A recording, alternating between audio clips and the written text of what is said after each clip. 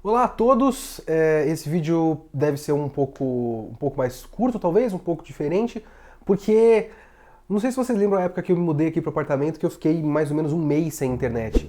E eu estou novamente sem internet, porque deu problema na minha conexão e ainda não foi marcada a manutenção. Inclusive eu estou gravando esse vídeo exatamente no horário que deveria ser o Shonen Quest, e não vai ser o Shonen Quest porque eu não estou com internet em casa para fazer o nosso Shonen Quest. E nessa confusão, porque aí eu tenho que fazer coisa no trabalho para trazer para casa, não sei o que, desorganiza toda a minha rotina, eu não assisti Banana Fish.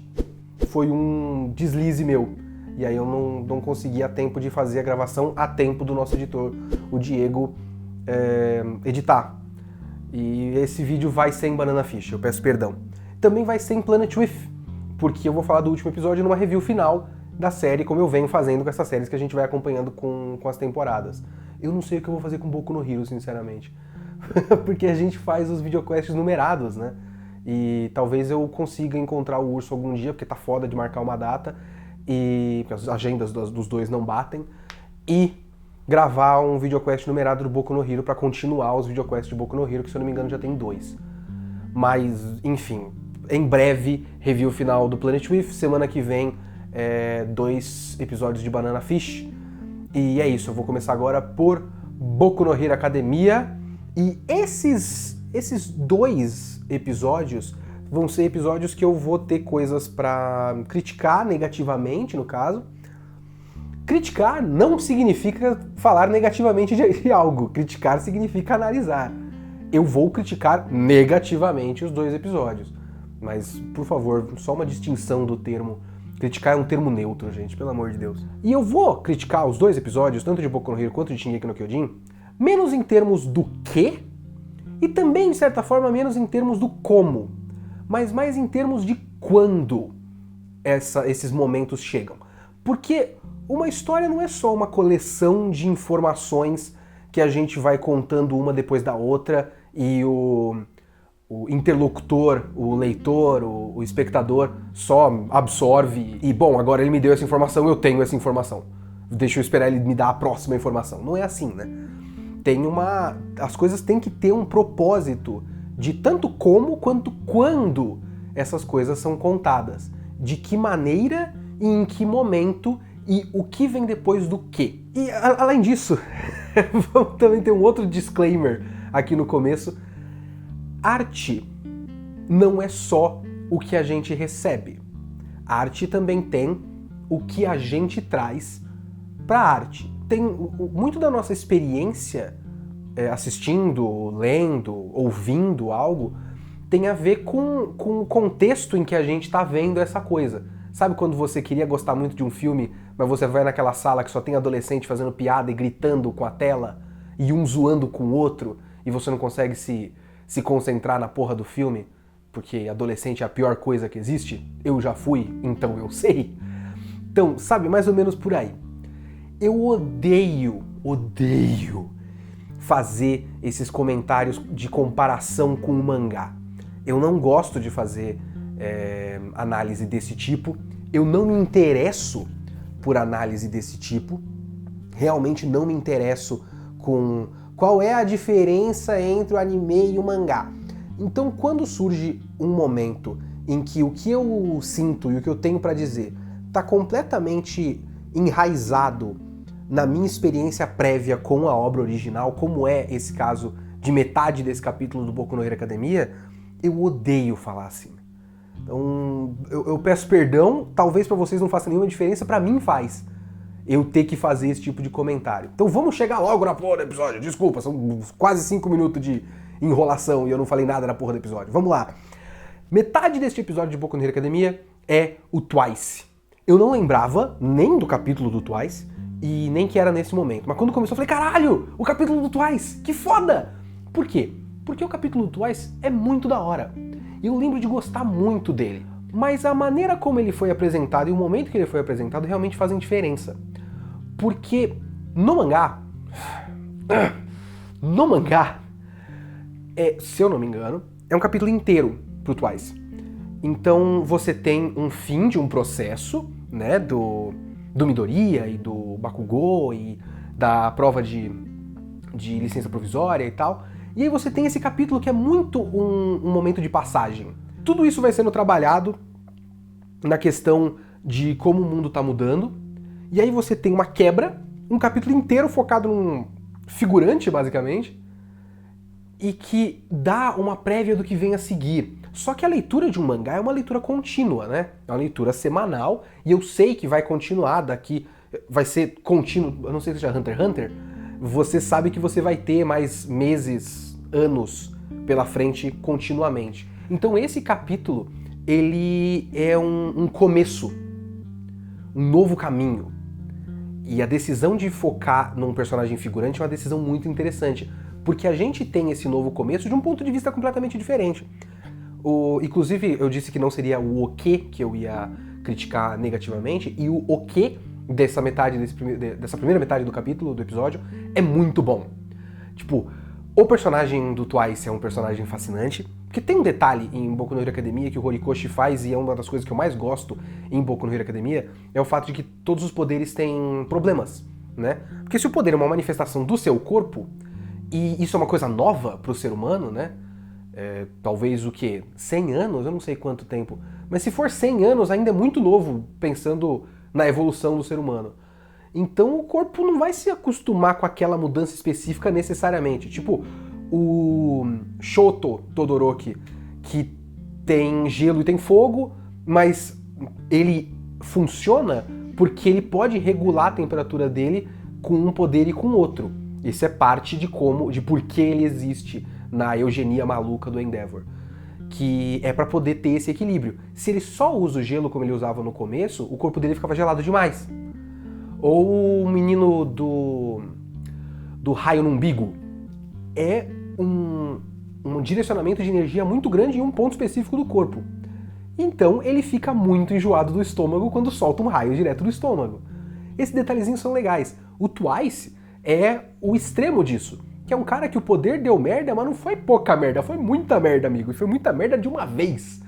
E isso é muito foda. A história de como ele acabou enlouquecendo e acabou se perdendo com o exagero do poder dele. E como, por conta de ele ser esse cara tão maluco e tão perturbado, ele só pode se encaixar no submundo. E aí, através dos olhos de alguém que só pode estar no submundo, a gente vê como o submundo tá agindo. E aí a gente tem a primeira vez que a gente vê o Overhaul, que é foda e é bem ameaçador e tal. Então, a função desse capítulo do Twice é perfeita e ele conduz e presta esse papel de maneira perfeita. Porém, o que acontece é que no mangá, como eu já disse, tem uma importância para aquilo. Então, onde eu me lembro, é realmente um capítulo inteiro para ele. São 20 páginas dedicadas apenas a esse trecho. No anime, é metade de um episódio no fim da temporada. Então ele não passou a sensação de um importante novo começo. Ele foi meio que uma pequena encheção de linguiça para dar um teaser da próxima temporada que se pá vai ser ano que vem, se a gente tiver sorte. E isso vai acabar logo. Então, realmente, pra mim, perdeu o peso a maneira como foi encaixado ali na história.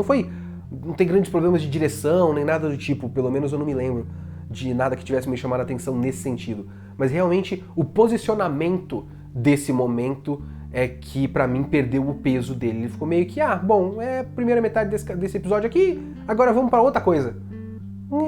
E a outra coisa, eu não tenho praticamente nada a comentar, tirando que eu adoro o Mirio Togata, o cara que parece o Tintin. Se você começou a conhecer o Togata agora, ele é um baita personagem, eu adoro esse cara, e a cena dele aparecendo na parede é muito engraçada, e é isso. Então o próximo episódio vai ser o último dessa temporada, eu não sei o que eu vou fazer, talvez na semana que vem eu não comente o último episódio da temporada pra gente fazer um videoquest numerado mais pra frente. Talvez, quem sabe, não sei, vamos ver.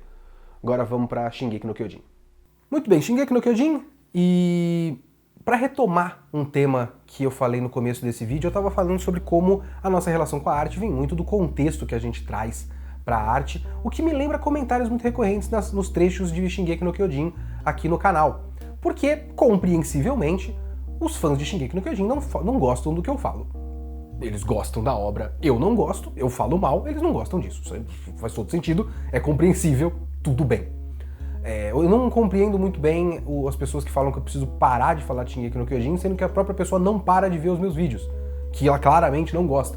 Então eu não sei muito bem qual é a lógica da pessoa por trás disso, mas isso é outra questão. Mas eu queria responder um comentário, um tipo de comentário, uma atmosfera por trás de vários comentários que é muito recorrente, que é a questão, a pessoa comentar que eu já chego querendo hatear, e eu só arranjo desculpas pra falar mal. Metade disso é verdade. Sim, eu já venho querendo hatear. Se vocês assistiram o videoquest da primeira temporada de Shingeki no Kyojin, vocês sabem que eu gostava bastante, e aquele videoquest é basicamente só elogios. Não gosto mais tanto assim. Se eu já não gosto da obra, eu vou chegar com um ponto de vista específico. A pessoa que já gosta da obra chega pra assistir um episódio todo domingo do ponto de vista de quem está muito ansioso para assistir um novo episódio da coisa que ela gosta tanto. É a minha abordagem com Boku no Hero Academia, com Planet With, com Banana Fish. Eu vou ver algo que eu gosto. Então eu, obviamente, vou com uma mentalidade diferente. Pra Shingeki no Kyojin, eu vou com a mentalidade de que eu não gosto de Shingeki no Kyojin. Isso é óbvio, isso é normal. A outra metade é uma metade que talvez me incomode um pouquinho. Porque, ele só vai arranjar desculpas para falar mal. Não são só desculpas. Eu espero que eu realmente não pareça que eu tô aqui falando eu não gosto porque eu não gosto. Essa cena é ruim porque é chata. E eu não gosto das coisas chatas. Eu tento ser mais do que isso, né? Então é só uma resposta para esse tipo de comentário. Eu espero que vocês entendam. Eu não tô aqui querendo fazer polêmica barata. Por que você não continua? Por que você não para de assistir Shingeki no Kyojin? Porque o VideoQuest não é o espaço feliz onde o Kitsune fala das coisas que ele gosta. O VideoQuest é um espaço para crítica. E como crítico, pretenso crítico, a ideia é que eu tente assistir de tudo e tente pensar em tudo. Shingeki no Kyojin é um marco muito importante da animação japonesa, é uma das coisas que mais faz sucesso mundialmente. É importante que se pense sobre Shingeki no Kyojin. Então é isso que eu estou aqui fazendo. Vamos ao episódio. Mais uma vez, retomando também um tema que eu comecei a falar no episódio do Boku no Hero Academia, não é muito o que, é mais o quando que me incomoda nesse momento. Porque o que é quase interessante, é quase bom, assim, bonito, tocante até. Porque é a história de Kenny Ackerman.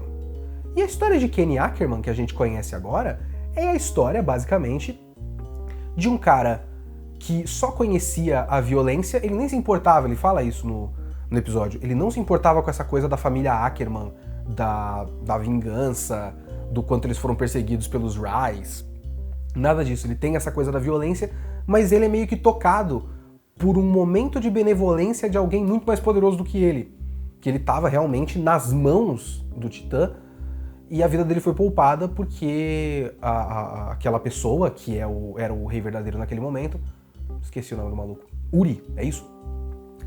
Poupou a vida dele basicamente por benevolência. E a gente vê ao longo desse episódio que o que ele queria não era... Porque ele fica claro no momento que ele queria ser um titã. E a gente fica sabendo nesse momento por que ele queria ser um titã. Que no caso ele queria entender como é não ser violento, basicamente. Porque todo mundo que recebia aquele poder dava pra ver pelos olhos que a pessoa parecia um deus e que ela negava o confronto, negava aquela agressividade, né? E ele nunca teve isso, ele não consegue entender como é esse tipo de coisa, porque só o que ele tem na vida dele é essa violência. Isso é bem interessante, isso é bem bonito. Pra quê? Pra que agora? Essa é a minha questão. Faz um tempo que eu venho me irritando com esse tipo de história que passa um tempo com o mistério, sem a gente saber de uma certa informação, e aí conta essa informação lá pro final de um processo. Mas isso tem que ter alguma função. Tem que fazer sentido na experiência de quem tá lendo, assistindo, seja lá o que for, para que a falta daquela informação precisa ter alguma função. Por exemplo, agora a gente vai começar a entrar na porra da questão do porão. Qual é a revelação? Eu já tô atualizado com o mangá, então eu sei quais são as revelações, mas a questão de quais são as revelações a gente deixa pra depois. O processo de a gente ter a revelação só nesse momento tem um certo sentido, que é o mundo também não tem essas informações. Então, a gente ficar no escuro é a gente passar pelo mesmo processo de descoberta lenta que os personagens principais passam. A gente não sabe nada sobre os titãs, e os personagens principais também não sabem nada sobre os titãs. Então a gente passa pelo processo de descoberta com eles, e aí tem uma série de outros problemas depois. Mas pelo menos essa escolha tem algum sentido. A gente não saber o passado do Kenny não tem quase nenhuma função, porque a gente passa o tempo todo, e isso lógico é a minha experiência, né? A gente passa o tempo todo vivendo aquele personagem sem nenhuma relação com ele. E aí quando a gente vai ter uma relação com ele, que vai contar a história triste do passado dele, a história bonita, comovente, tocante do passado dele, essa informação e esse sentimento e essas coisas que a gente descobriu agora não vão ter utilidade nenhuma, porque o personagem não vai fazer mais parte da história. A gente saber que é isso que move as ações do Kenny não vai ter mais nenhuma utilidade, porque ele não vai ter nenhuma ação movida por aquelas motivações. Porque ele morreu. A gente, no momento que ele tomou as decisões, a gente não sabia. Então a gente só ficou confuso. Agora, é realmente o suficiente? Pergunte-se para si mesmo. É realmente o suficiente para você ter um momento de então era por isso. É bom ter só isso? Fora que eu acho muito esquisita a questão Levi nesse momento da história. Porque o passado do Kenny meio que passa pelo Levi. Mas o que a gente aprende sobre o Levi? Faz o exercício mental de tirar as cenas do Levi desse flashback. O flashback foi pelo menos 70% do episódio. Mas boa parte do episódio é o flashback do Kenny. Faz o exercício, tira o Levi. O que você perde da vida do Kenny? Qual a diferença que o Levi fez para o Kenny? Porque esse episódio não é pra gente aprender sobre o Levi. O que a gente aprende sobre o Levi não muda quase nada do que a gente conhece do Levi. Porque a gente sabe que ele foi criado pelo Kenny, a gente tem a certeza agora que ele é um Ackerman, e isso já tinha sido bem abordado antes, da questão do poder que ativa dos Ackermans, Super Saiyajin. Então isso a gente já sabia. A gente já sabia que ele tinha sido criado pelo Kenny em algum ponto. A gente fica sabendo que tem uma cidade subterrânea nesse episódio, que... Bom... spoiler de uns 30 segundos, por favor, não assista, coloque no tempo da tela aqui pra eu voltar, é bem rapidinho, só pra falar um pequeno spoiler. Sai daqui. Essa cidade, cara, ela não serve pra mais nada. Ela nunca mais, até pelo menos na minha lembrança, ela pode ser citada. Ela é usada pra alguma coisa na história? Nunca mais. É esse tipo de coisa que me irrita em Shingeki no Kyojin. E eu já abordei isso antes, da questão do povo e de como ele usa o povo e como a sociedade parece que faz diferença. E eu tô ligado que muita gente já argumentaram nos comentários que tem muitas coisas sendo debatidas, e eu realmente não acho que tem coisas sendo debatidas em Shingeki no Kyojin. Eu acho que tem coisas sendo citadas. Bom, tem uma cidade subterrânea onde gente pobre vive e morre de fome. E é isso. Isso realmente não tem mais utilidade pra nada na história. Isso é completamente esquecido. Só é usado quando você tem que se sentir mal por um personagem, que no caso é o Levi. Depois, esquece. Voltando. A gente sabe que o Levi viveu naquela cidade subterrânea, passou fome, virou o Gollum por algum tempo, tanto pele quanto cabelo, ele fez questão de usar uma roupa cinza pra combinar com pele e cabelo e parecer cenário. Acho muito engraçado isso, desculpa, eu acho muito bobo o modo como ele... exagerado, idiota. E também tem aquela questão da direção. A direção das outras temporadas de Shingeki no Kyojin era hiper dramática, então aquilo ia estar encaixado. essa temporada não é hiperdramática, ela é muito comedida. E aí você coloca uma cena como essa, é tão deslocado e bobo, mas enfim. A gente sabe que ele passou fome, foi acolhido pelo Kenny e abandonado pelo Kenny. E é isso que a gente fica sabendo dele. Pra história do Kenny, não faz diferença alguma, porque realmente só uma coisa que ele fez em um certo período da vida dele, e aí depois ele parou de fazer, e isso não influenciou nenhuma ação ou decisão ou personalidade ou trauma ou qualquer coisa da vida dele, só ele criou o Levi e depois ele não criou o Levi mais. E pro Levi, qual foi o processo que o Levi passou para ir de um moleque transtornado, absolutamente fora de controle, assassino, para esse cara tão completamente controlado? A gente tem que só supor, bom, ele foi para o exército. É isso? Eu completo na minha cabeça com seja lá o que for que possa fazer mais lógica, e aí a história passa a fazer sentido porque eu completei com algo que faz sentido? Porque é muito engraçado que lá no final tem aquela cena que realmente precisava de uma direção de comédia e não teve direção de comédia. Foi só tipo meio plano, assim, a maneira como os personagens reagiam àquela cena da história já coroada, querendo dar um soco no Levi, porque não tem muita expressão deles, então não parece uma cena absurda, parece meio que uma cena normal do dia a dia, eles estão andando num corredor, sabe? Então faltou timing cômico para aquela cena ser realmente cômica, mas não foi cômico. E terminou tentando ser tocante.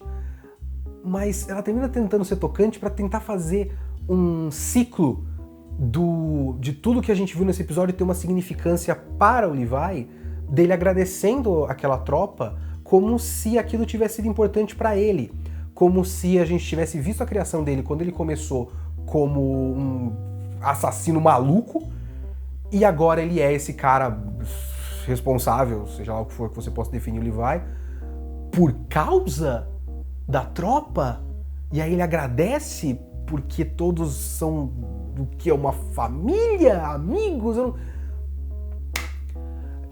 Eu estava lá, eu vi essa história, eu vi que ao longo de Shingeki no Kyojin não tem praticamente nenhuma mudança de comportamento do Levi. Então, esses personagens que passaram a conviver com o Levi a partir do meio da história, mais ou menos a partir do fim da primeira temporada, ou talvez do começo da segunda temporada, mais ou menos que eles passam a conviver de verdade, eu sei que eles não fizeram nenhuma diferença para o Levi. O Levi já é quem ele é desde o começo da história. Então não vai adiantar você fazer como se esses caras tivessem feito diferença pro Levi não ser aquele maluco que a gente viu no flashback. O processo para ele deixar de ser o maluco do flashback não está em Shingeki no Kyojin. E aí você completa com o que você quiser. Então, o meu problema principal com esse capítulo, com esse episódio, foi realmente o momento que a gente tem esse passado do Kenny, e a utilidade desse passado do Kenny nesse momento, e a utilidade desse passado do Kenny em relação ao Levi, que pra mim é zero. E é isso. Eu não vou falar de Banana Fish essa semana. Muito obrigado a todos. Adeus. Mentira! Era pra eu ter transferido os arquivos pro nosso editor, o Diego, antes, e eu não consegui, eu esqueci. E ainda tô com meus problemas de internet e tudo mais, mas como eu demorei para transferir os arquivos, deu tempo de assistir Banana Fish para inserir essa pequena, rápida gravação aqui sobre Banana Fish a tempo do Diego colocar no vídeo. Então, o que eu achei desse episódio de Banana Fish? Eu achei bem legal! Foi um bom episódio. Foi um episódio bacana, porque agora a gente tá num momento diferente da dinâmica do Ash e do Wade, que tem... Sabe o que isso me lembra? Golden Kamuy, curiosamente. Porque Golden Kamuy, alguma hora eu devo fazer um vídeo sobre Golden Kamuy antes da próxima temporada. Eu espero ter esse timing, eu provavelmente não vou ter esse timing. Mas Golden Kamuy tinha um equilíbrio entre sanguinolência e trechos mais relaxantes de ver, digamos assim. E é isso que tá acontecendo agora. Porque a gente tá vendo o Ash cada vez mais se afundar na vingança dele, e ao mesmo tempo que a gente vê o relacionamento dele com o Wade, que cria uma contradição para o Ash que é muito interessante. Porque ele tem, tipo, é um cara normal que faz festa de Halloween, inclusive sacaneando ele por causa das abóboras, né? Mas é um cara que faz festa de Halloween e conhece as vizinhas do prédio. Eles são basicamente um casal a essa altura. E o Wade é muito a dona de casa que conhece as vizinhas e conta as fofocas, sabe? Inclusive o trabalho dele na organização criminosa do Ash é ser o fofoqueiro, né? O Zé Povinho que vê quem tá andando na rua e quem tá falando com quem. Mas a relação deles de casal, nesse momento, é interessante por conta do contraste do momento cada vez mais sangrento do Ash. Então, essa dinâmica eu acho muito interessante. Como esse episódio entrecortou essas coisas. Sempre tinha uma cena onde o Ash era basicamente um mafioso barra assassino e depois a cena dele em casa comendo na toa e achando zoado. E depois ele falando com caras de outra gangue, depois assassinando alguém, e aí depois a festinha de Halloween que serviu como despedida pra uma coisa que vai ser um ponto de virada muito importante pro Ash, provavelmente. Eu suponho que vai ser um confronto, de certa forma, final com o Arthur, talvez. Então, as duas coisas são legais. Tanto o que o Ash está fazendo, que é um momento realmente de ataque, que curiosamente, eu acho curioso isso, a gente tá muito acostumado com história de personagem reativo. Apesar de a gente ter muito personagem que faz coisas, que age, é meio raro você ter uma história onde é o personagem principal falando, bom, existe um outro grupo, eu vou atrás desses caras e vou acabar com esse problema. Sabe o que isso me lembra, curiosamente? Kekaishi. Kekaishi é uma história que tem Se vocês não conhecem Kekaishi, eu não terminei até hoje porque a Panini parou no 19, infelizmente.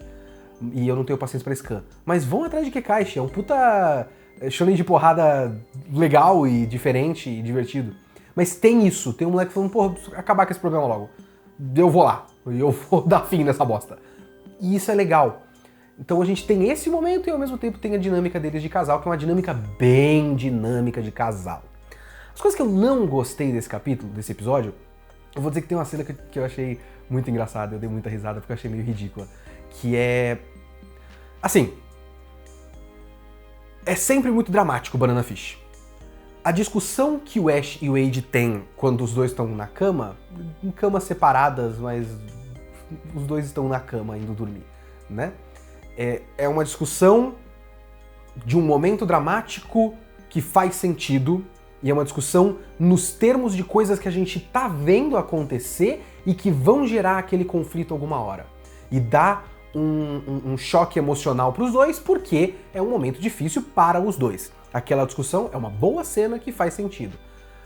E são as coisas hiperdramáticas que Banana Fish faz acontecer naturalmente. Às vezes Banana Fish só quer ser muito dramático. E aí, um pouquinho a mais do que devia.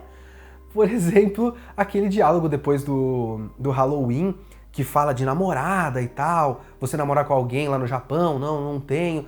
E aí o Ash só manda eu gostei de uma menina quando eu tinha 14 anos. Fala, como é que foi?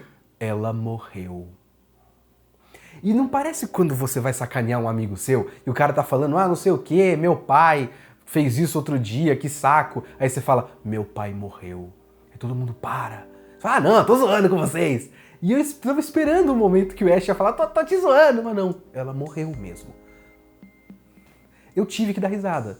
Porque foi realmente uma forçação de barra pra drama. Eu achei essa cena meio boba e eu realmente ainda não consigo curtir, não que não faça sentido, mas realmente acho um passo pra fora do que é realmente interessante em Banana Fish, que é a questão do crime nas ruas, no nível do chão mesmo, e o relacionamento com o Wade, e o quanto essas coisas contrastam. Isso é muito, muito bom.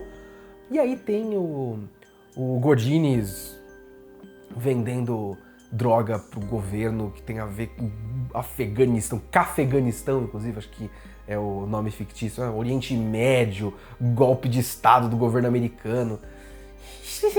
A máfia tem, historicamente, relação com o governo e governo é uma coisa suja.